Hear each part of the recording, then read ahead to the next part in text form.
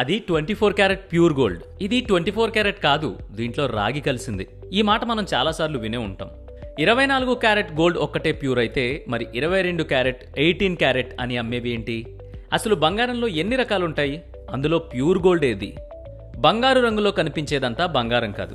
అలాగే బంగారం రంగులో లేనంత మాత్రాన అది బంగారం కాకుండా పోదు. అవును, మనకు బంగారం అనగానే పసుపు రంగులో కనిపించేదే అనుకుంటాం, కానీ బంగారం ఇతర రంగుల్లో కూడా ఉంటుంది.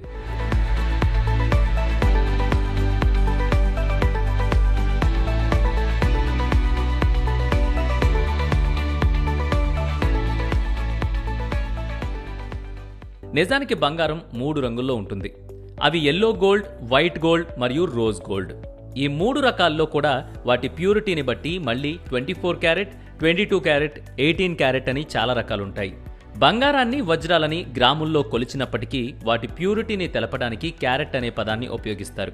ఉదాహరణకు చాలామంది ఉపయోగించే ఎల్లో గోల్డ్లో మళ్ళీ 6 రకాలుంటాయి. అవేంటో చూద్దాం. 24 క్యారెట్ గోల్డ్ అనేది ప్యూర్ గోల్డ్. ఇందులో 99.9% బంగారమే ఉంటుంది. ఇక 22 క్యారెట్ గోల్డ్లో 91.7% బంగారం, 5% వెండి, 2% రాగి, 1.3% జింక్ ఉంటాయి. ఇక 18 క్యారెట్లో 75% బంగారం, 15% వెండి, 10% రాగి ఉంటాయి. ఇక 14 క్యారెట్ గోల్డ్లో 58.3% బంగారం, 30% వెండి, 11.7% రాగి ఉంటాయి. ఇక 10 క్యారెట్ గోల్డ్లో 41.7% బంగారం, 52% వెండి, 6.3% రాగి ఉంటాయి. ఇక 9 క్యారెట్ గోల్డ్లో అయితే 37.5% బంగారం, 42.5% వెండి, 20% రాగి ఉంటాయి. ఇక వైట్ గోల్డ్, రోజ్ గోల్డ్లో కూడా ఇవే క్యాలిక్యులేషన్లు ఉంటాయి. ఎంత తక్కువ క్యారెట్స్ ఉంటే అందులో అంత తక్కువ బంగారం ఉంటుంది. ఇతర లోహాలు కలిసినప్పుడు బంగారం ప్యూరిటీ తగ్గిపోతుంది.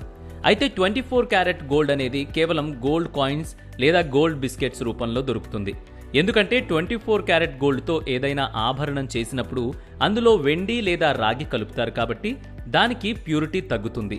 అయితే ఇలా కలపకుండా 24 క్యారెట్తో మనం ఏదైనా ఆర్నమెంట్ తయారు చేయించుకుంటే అది అంత స్ట్రాంగ్గా ఉండదు. అందుకే వాటిలో రాగి అలాగే జింక్ కలుస్తాయన్నమాట.